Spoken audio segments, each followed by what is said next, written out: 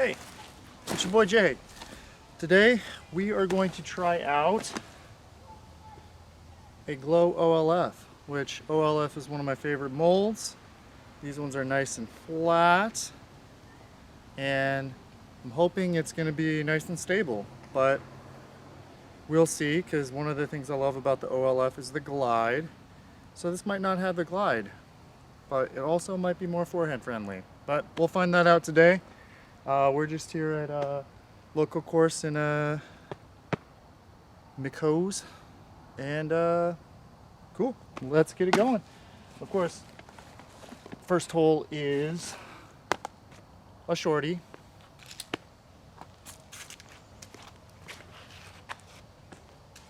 Miss the gap. Miss the gap.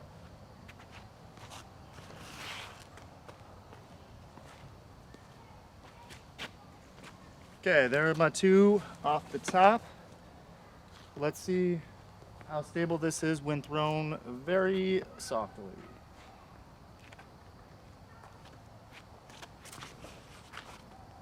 Oh.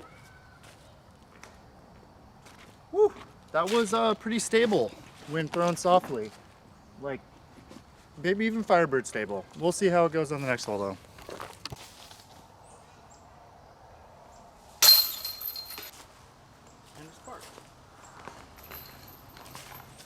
Nice. If you've played around with me this year, then you probably have seen these two OLFs, one of them signed by Calvin and Big Germ, but I started bagging them at Las Vegas Challenge because they gave them in the players pack, and I immediately just started ripping on them.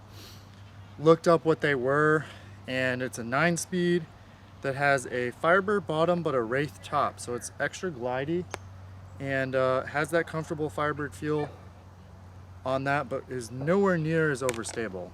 So we're comparing the ones I've been bagging all year, all 20 tournaments plus practice rounds, against a brand new one that I'm hoping is stable, but you know, fills the slot that those had at the beginning of the year. So let's go ahead and give it a rip ski.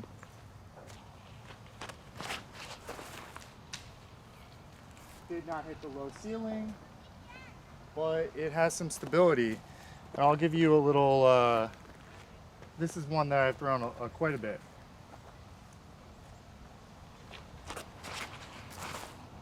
And you can see that one flips up and rides. You'll see, because the leaves have fallen off those trees, I was able to get through. One thing about this one being a little bit more overstable and flat is I think I can throw some forehands with it. Normally with an OLF I have to be a little bit touchy, because if I get Colorado arm and really rip over on it, it just doesn't come back if you have that, like, that pop. Because the disc is so glidey, it just stays over on that, you know, whatever angle you're putting it on. So hopefully we can throw some forehands. A little low, gets on hyzer angle, skips, and hits the last tree. But you'll see I'm gonna have to be a lot more touchy with this one. Put it up, give it time to come back, and hit the same tree.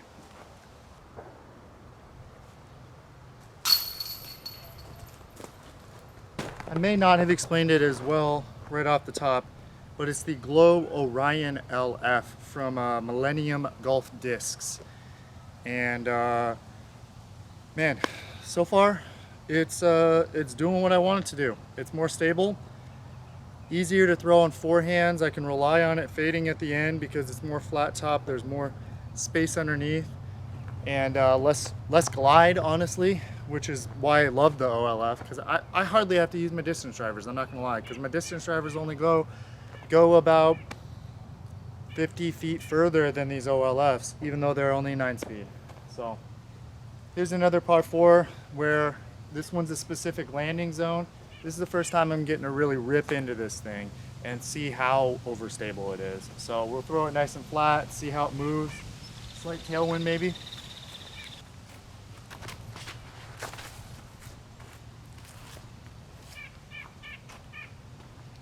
Okay, I put it on a little hyzer. We'll get some more reps with it, but just an indication is this is my more flippy one, and I'll put on that same kind of line.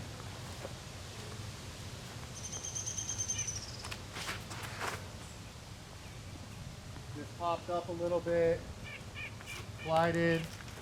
I mean, they're about the same. I think my mind sends signals to try and get the same shot shape, and probably got about the same distance, so we'll see. Almost identical spots, and maybe that's the tailwind, just not allowing the understable one to flip as much, or I just threw the other one much better. Only time will tell, but it's about 350 to 375 off the tee. Just, you know, stock hyzer stuff. So you can use it again, try and get into the end of the green here.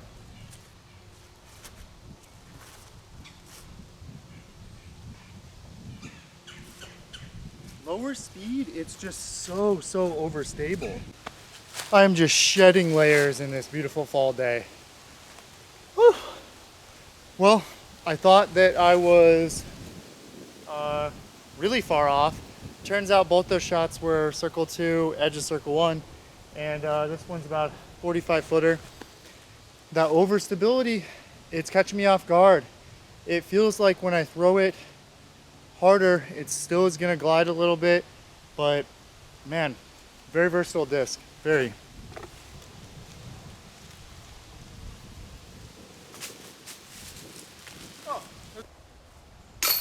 Oh, well, here's another big opportunity to throw it far. It's been overstable so far, so let's actually give it a flat release and see how glidey it is. The landing zone preferably is more straight, so I might even put it on a little anhyzer here, because the big anhyzer line is blocked off by these trees, unfortunately.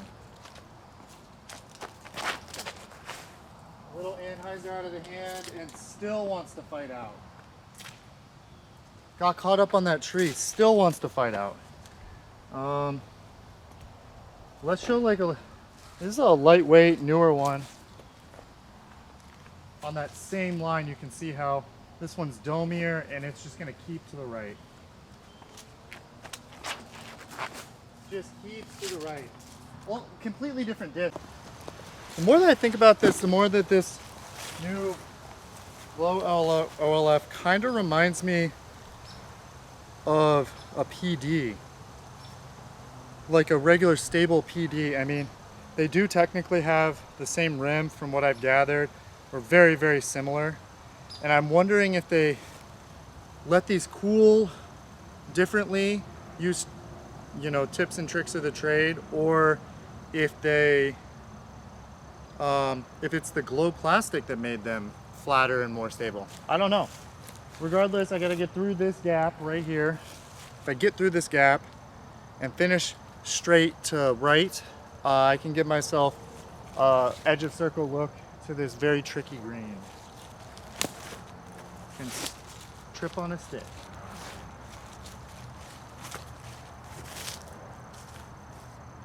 Now chill. Think I accomplished it. Hopefully it didn't roll down the hill. Definitely not the best disc choice, as I am about 40 down the hill. I don't know if it rolled or not, but regardless, we gotta hit this.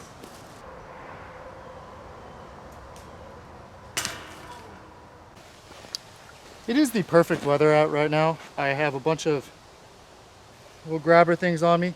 It's perfect out. But it's only gonna be this way for like a few more weeks, and then it's gonna get cold.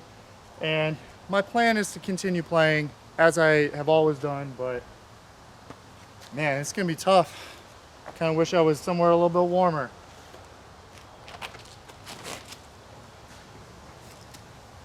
Woo. Little skip shot.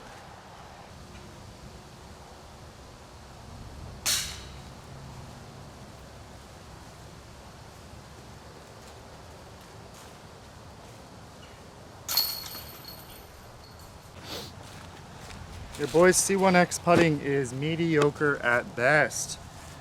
Okay, I know one thing, during the fall this is going to be hard to find occasionally.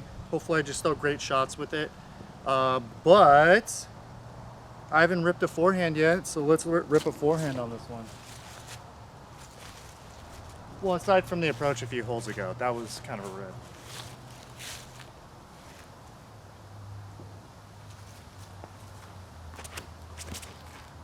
Oh, so high. Oh, so high, didn't get full flight. Bad form, bad form. Okay, let's throw my other super hard to see one.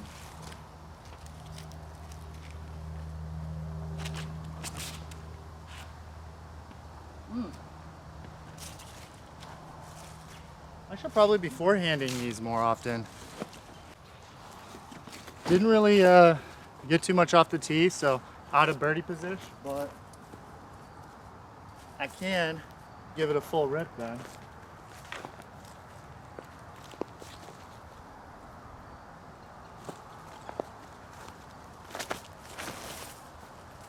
On some anhyzer, and it's panning out. Woo! 100-foot approach from there. Not so bad. Okay. How do I give this a soft run and make sure that I get up and down? We will see.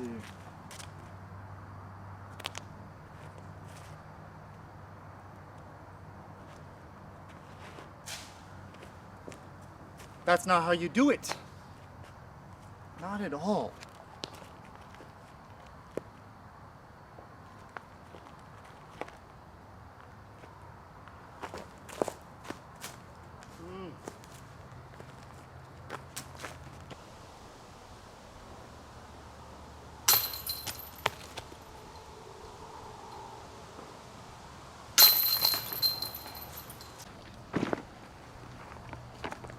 C1X is definitely not a strong suit of mine.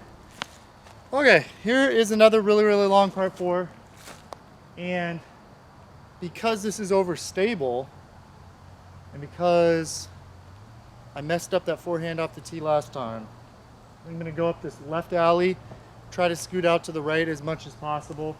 There is a direct line. You can see the basket. It's about 800 feet. I don't know how far away, but it takes 2 good rips. So we're going to try to get 2 good rip skis on this. Get lucky. Ooh. I somehow knifed right through a few of those. After that good forehand on the last hole, I'm going to try another one with one of my more understable beat-in ones.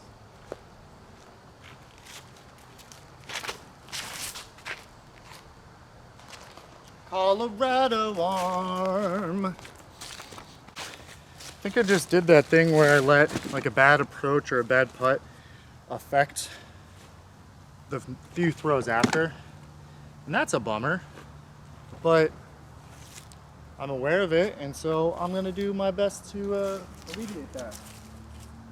I think my plan is to go slight anhyzer through this mid-right gap. Because that's the only way I think I can get it up there. So we're just gonna miss this tree that's right, it looks like a wall of trees to you, but there's a tree that I'm just trying to miss. That's the plan.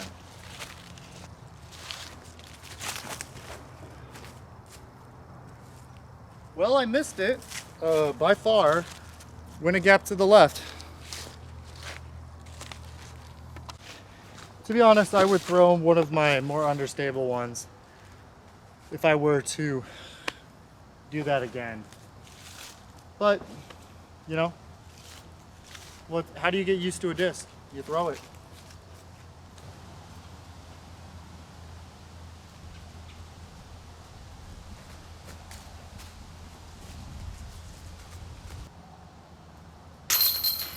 Here's another one of those holes where it's like only 250. The other one I just down tempoed a forehand, got a little scoot up. This time I'm gonna down tempo a backhand. I'll just try to scoot it up there, because a lot of times what I'll do is I'll think about the disc that is the slowest speed that I can get to a hole on. And sometimes it's just better to down tempo, just to make sure you got the distance, and like, it's okay to go a little long.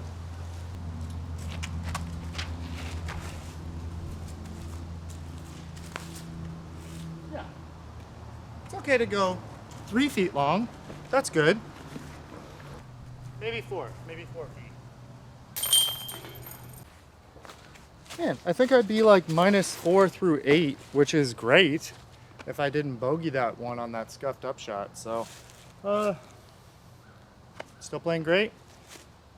It's rounds like this where I wonder why I bag 25 discs when I can just bag one and do just as good, if not better. But I also am trying to show off for you guys, so that's part of it. This is a little 300-foot tunnel shot. Very important that I put this backhand on Anheuser and don't throw it too far because there is a hill sloping behind. So knowing it's overstable and I'm down tempoing on it, really got to follow through smooth and make sure it hits the ground and take some of the speed off.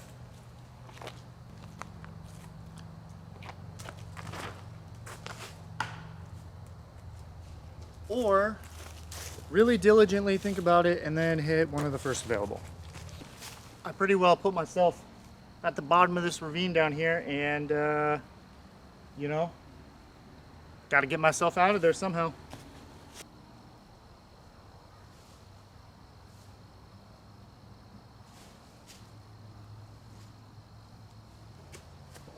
Little tomahawk, but it was the wrong direction.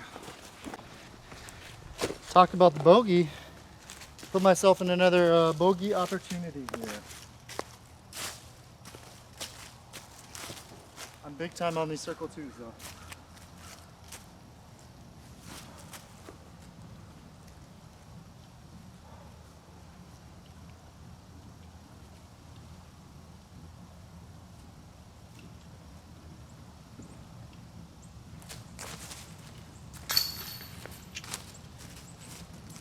Told ya.